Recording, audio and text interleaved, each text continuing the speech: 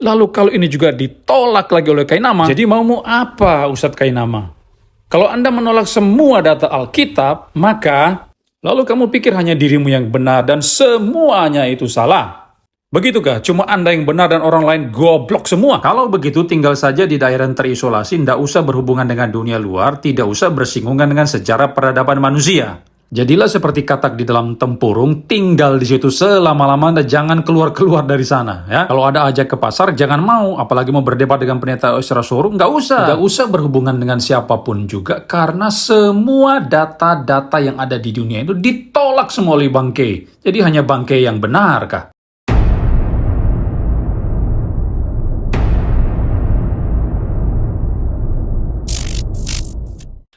Ya, saudara sekalian, kami ini sedang berada di rumah salah seorang jemaat di gereja kami.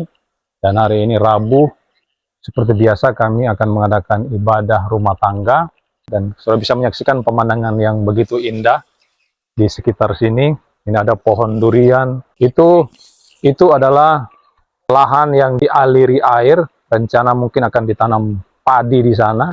Ini ada gunung yang bagus, jadi waktu kita ada kena tsunami di daerah Palu sini, jadi kami beberapa keluarga mengungsi ke atas gunung sana, atau di sini kita mengungsi ke sini ke rumah jemaat dan kita aman terkendali daripada tsunami. Ya, saya mendapatkan sebuah flyer dari teman dan juga saya melihat sudah disebarkan kemana-mana. Jadi itu adalah flyer tentang debat lintas agama antara Kristen versus Islam. Kristen itu diwakili oleh pendeta Esra Soru, lalu pihak Islam diwakili oleh Ustadz Kainama. Saudara sudah mengetahui siapakah Ustadz Kainama?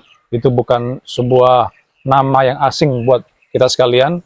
Dia salah seorang penceramah, seorang polemikus muslim yang seringkali berbicara tentang kekristenan, lebih banyak ngomong tentang Kristen ketimbang agamanya sendiri. Itulah Ustadz Kainama beserta kroni-kroninya seperti Doditan dan sebagainya itu. Jadi mereka lebih suka bicara tentang agama Kristen, bahkan menyerang imannya orang lain ketimbang mensyiarkan atau menyiarkan atau memberitakan agamanya sendiri. Itulah kerjaan mereka ya. Nah, jadi debat lintas agama itu akan mempertemukan antara pendeta Esra Soru dari Kristen melawan Ustadz Kainama. Topiknya sebetulnya sudah basi, sebetulnya topik yang lama yang sudah sering kali dibicarakan, didiskusikan oleh banyak orang, yaitu bicara tentang kesejarahan Yesus atau historical Jesus.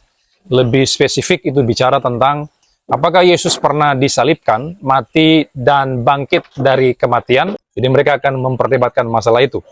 Nah, sebetulnya kalau saudara seorang pembelajar yang nggak usah terlalu mendalami Alkitab, cukup saja saudara sudah paham dasar-dasar tentang kekristenan, lalu saudara paham mengenai sejarah, saudara akan dengan gampang bisa menjawab pertanyaan tersebut.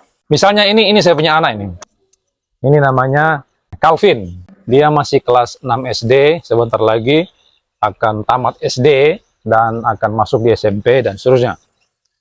Nah, saya akan tanya sama dia, saya mau tanya kepada bro, apakah Yesus betul-betul disalibkan, kemudian dia mati di atas kayu salib, lalu dia bangkit pada hari yang ketiga? Ini kan imannya orang Kristen. Betul apa tidak? Saya percaya.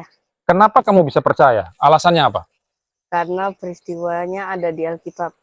Alkitab, oke. Peristiwanya ada di Alkitab, dicatat oleh Alkitab. Kenapa kamu percaya Alkitab? Kan banyak orang bilang Alkitab sudah palsu, itu cuma hoax saja itu Alkitab. Tidak betul. Itu hanya perkataan manusia. Bagaimana? Karena Alkitab adalah firman Tuhan. Nah, karena Alkitab firman Tuhan, maka kita percaya. oh ya, oke. Jadi menurut dia anak kelas 6 SD ini dia percaya kematian Yesus disalib lalu bangkit pada hari ketiga karena dia melihat peristiwa itu dicatat dalam Alkitab. Ketika saya tanya kenapa kamu percaya Alkitab sementara kebanyakan orang-orang polemikus muslim bilang itu sudah palsu lah dan macam-macam. Tapi dia jawab karena itu adalah firman Tuhan. Karena Allah tidak pernah berdosa, tidak pernah berbohong. Kalau dia sudah memfirmankan, menyatakan sesuatu, berarti itu peristiwa yang benar-benar terjadi dan kita harus percaya itu. Nah, anak SD saja bisa percaya, bisa mengerti dengan hal itu. Lawang itu sudah dicatat secara eksplisit dalam Alkitab kok. Oke, baik saudara sekalian, saya akan menjawab tentang hal tersebut ya. Jadi tentang penyaliban Yesus dan dia mati di salib, itu setidaknya ada 3 teori. Oleh kelompok Muslim memahami 3 hal. Yaitu yang pertama, mereka mengatakan bahwa Yesus itu tidak mati di salib. Alasannya apa? Mereka mendasari pada An-Nisa 157 dan 158. Jadi surat An-Nisa mengatakan bahwa Yesus itu tidak dibunuh, tidak mati di salib, tetapi dia diangkat oleh Allah, dikatakan dia diserupakan, sehingga bukan Yesus yang mati di salib, tapi orang lain yang menggantikan dia. Jadi ini disebut dengan teori stuntman. Menurut An-Ansori, teori pengganti. Biasanya kalau dalam sebuah film itu, film action misalnya, kalau ada adegan-adegan yang berbahaya, misalnya Jet Li atau Jackie Chan mau melompat dari gedung yang tinggi, biasanya karena memperhitungkan sebuah bahaya, nanti mereka bisa celaka, lalu ada peran pengganti namanya stuntman, itu menggantikan, jadi dia melompat dari gedung tinggi, bukan si Jet Li itu yang melakukan adegan tersebut. Nah, sama dengan ini, teori stuntman juga digunakan, yaitu ada pengganti Yesus, orang lain yang diserupakan seperti Yesus, kemudian dialah yang disalibkan itu. Jadi bukan Yesus. Ini yang dikatakan oleh An-Nisa 157, 158. Dan ini pandangan yang dianut oleh mayoritas umat Muslim. Tapi ada pandangan yang kedua dari sebuah, ya mungkin mereka ini dianggap sekte oleh kaum Muslim, yaitu Ahmadiyah. Kelompok Ahmadiyah itu percaya Yesus itu disalib. Mereka percaya Yesus disalib, tetapi Yesus tidak benar-benar mati. Mereka bilang Yesus cuma pingsan, atau dengan kata lain semacam mati suri seperti itu. Yesus hanya mati suri, pingsan aja, tidak benar-benar mati, tapi kemudian dia bangun kembali, kemudian dia bangkit kembali. Jadi dia tidak betul-betul mati. Tapi mereka percaya Yesus itu disalib. Menurut Ahmadiyah, kemudian Yesus pergi ke India, mati di India dan sebagainya. Ini teori yang kedua. Tapi ada teori yang ketiga, pandangan yang ketiga mengatakan bahwa penolakan Quran di dalam An-Nisa 157, 158 itu dan seterusnya itu sebetulnya bukan penolakan yang harfiah, bukan penolakan harfiah, tapi merupakan penolakan metafora. Metafora itu kiasan ya, bertujuan untuk melukiskan sesuatu saja. Bahwa peristiwa penyaliban Yesus sampai dia dihina, diolok dan sebagainya itu kan sebuah aib. Dan menurut Quran atau menurut orang Muslim, tidak ada nabi yang mengalami aib semacam demikian. Yang dihina, diolok, dicaci maki, direndahkan sedemikian rupa, bahkan ditelanjangi di atas kayu salib. Itu tidak dipercaya oleh umat Islam, sehingga mereka menutupi aib tersebut dengan mengatakan bahwa Yesus tidak mati di salib. Jadi itu bukan sebuah realitas atau peristiwa yang konkret, tapi hanya sekedar metafora, kiasan saja, hanya demi untuk menutupi aib tadi itu, karena seorang nabi tidak mungkin mengalami peristiwa yang memalukan seperti itu. Yesus mereka anggap sebagai nabi yang dimuliakan di dalam Quran, ditinggikan, kok tiba-tiba mengalami penyalipan, diolok-olok, dihina, dicaci maki, ditelanjangi, nggak mungkin. Nabi Tuhan nggak mungkin seperti itu. Nah, saya memberikan sebuah pendapat dulu terhadap Isa Al-Masih. Saya percaya Isa Al-Masih itu pribadi yang berbeda dari Yesus ya. Jadi kalau saya menggunakan terminologi Isa Al-Masih, itu adalah terminologi umat Islam, di mana mereka memaksudkan Isa itu adalah Yesus Kristus. Ini adalah maunya kelompok Muslim, itu bukan mau saya. Kalau mau saya, Isa Al-Masih itu berbeda dengan Yesus Kristus. Jadi saudara mesti ingat itu ya. Anggap saja saya mengikuti pendapatnya Muslim ya, bahwa Isa itu adalah Yesus Kristus. Nah, jadi karena Isa itu begitu dimuliakan di dalam Quran, ditinggikan, kemudian mereka ingin menutupi aib tersebut, sehingga muncullah An-Nisa 157 dan 158, di mana dikatakan sana Yesus tidak mati di salib. Maka itu adalah penolakan metaforik, bukan dalam pengertian yang sesungguhnya, hanyalah merupakan kiasan saja. Dan pandangan ini dianut misalnya oleh An-Ansori. Kalau saudara melihat di YouTube An-Ansori seperti ini ya. Penyangkalan orang-orang Islam, penyangkalan Al-Quran tentang penyaliban Yesus itu menurutku adalah, aku sebut ini istilahku sendiri ya, Christian. It is a metaphorical denial of honor instead of dishonor.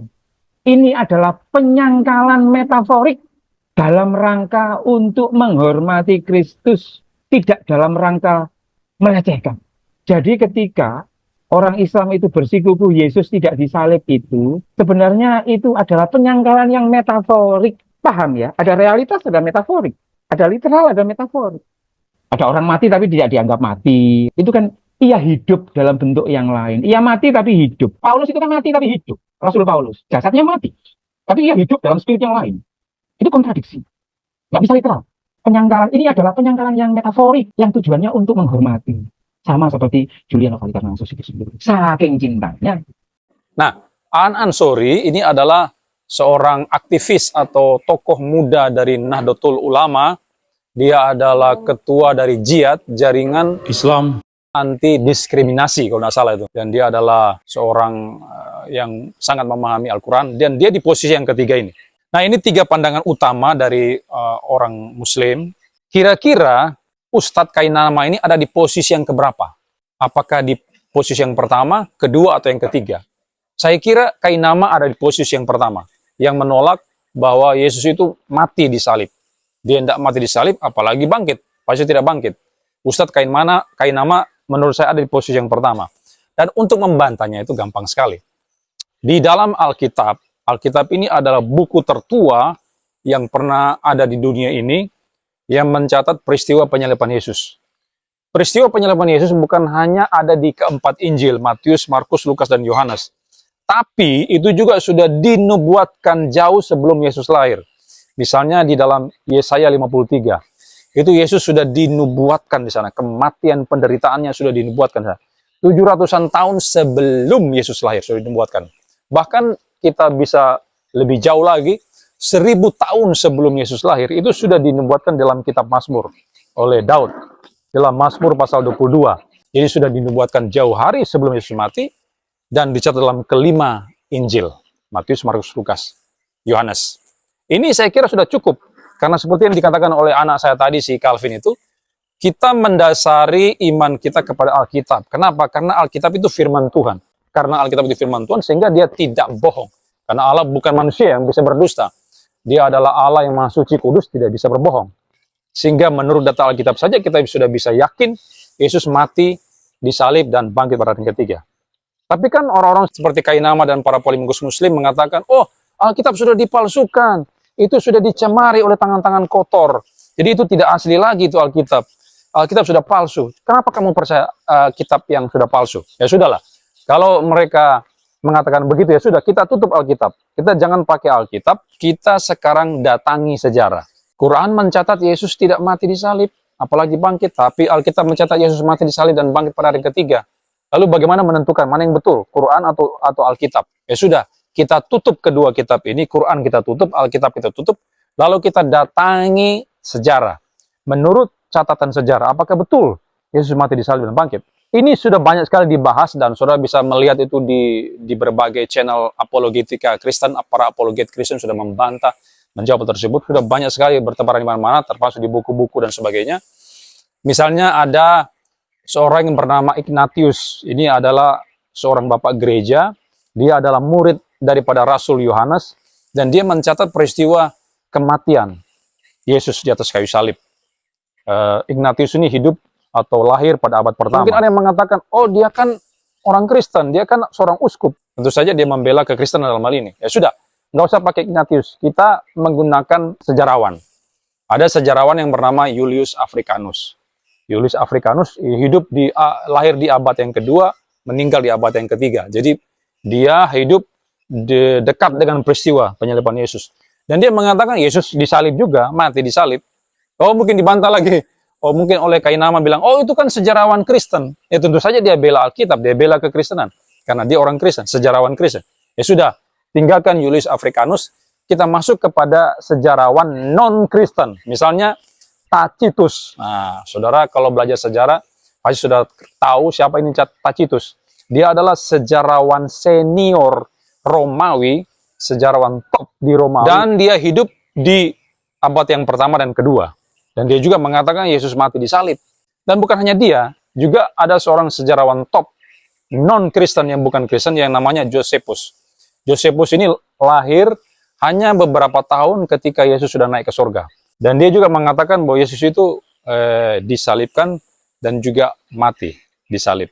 Kalau tadi Tacitus adalah sejarawan Romawi, maka Josephus adalah sejarawan Yahudi. Dia bukan dari kalangan Kristen, tetapi non-Kristen, tetapi orang yang bukan Kristen ini mencatat peristiwa yang sangat penting ini. Jadi sekali lagi mereka bukanlah pemeluk agama Kristen yang meyakini iman Kristen, bukan percaya Yesus sebagai Tuhan dan Juru Selamat, tetapi menegaskan peristiwa tersebut. Ingat, mereka adalah sejarawan top dunia yang diakui dunia, yang sangat dekat hidup dengan peristiwa penyaliban Kristus.